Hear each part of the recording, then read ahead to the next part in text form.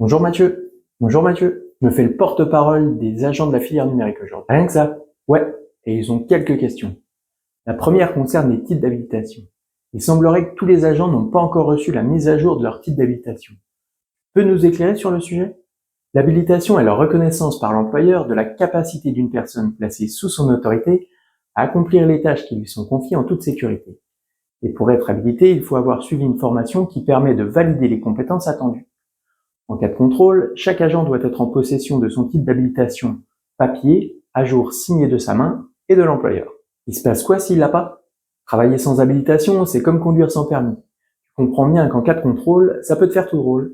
Et j'aime autant te dire que c'est ton matricule qui va ramasser. Ok, je vois le genre. Je suis pas adoubé, c'est pas grave. Pas grave. Ah, je sais pas, qu'est-ce que ça change? Mais ça change que si vous n'êtes pas adoubé, vous n'êtes pas chevalier. Ah bah ça me ferait mal. Je suis désolé, les textes sont très clairs là-dessus.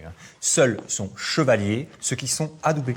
Question suivante. Il est de plus en plus souvent demandé aux agents de se prendre en charge au niveau de leur formation. Qu'elle soit habilitante ou non. C'est normal? Non, c'est pas normal. Surtout quand les formations touchent à la sécurité. Je rappelle que l'article L4121-1 du Code du travail prévoit que l'employeur prend les mesures nécessaires pour assurer la sécurité et protéger la santé physique et mentale des travailleurs. Donc peut-être que l'employeur aimerait faire des économies de personnel sur la gestion et le suivi des formations, mais il y en a encore une grande partie qui reste de sa responsabilité. Et je vous encourage à respecter vos titres d'habilitation et leur date de validité, sans quoi vous risquez de gros ennuis en cas de contrôle ou d'accident. Waouh, ça rigole pas. Bah, on plaisante pas avec la sécurité. Ok, question suivante. Certaines équipes me remontent des pressions managériales pour utiliser Trips pour leurs déplacements professionnels. T'en penses quoi? J'en pense que la politique voyage groupe en vigueur aujourd'hui indique l'obligation d'utiliser Trips pour les transports ferroviaires et aériens, mais préconise l'utilisation de cet outil pour les hébergements professionnels.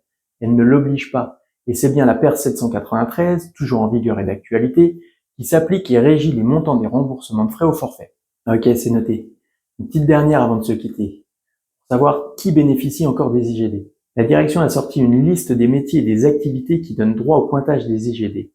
Et sachez que si vous avez bénéficié de la prime dite compensation de la perte des IGD, c'est que votre activité ne vous permet plus d'en bénéficier. Si vous avez des questions, des remarques ou tout autre commentaire, n'hésitez pas à prendre contact avec vos représentants CGT. Moi, je vous dis à la prochaine.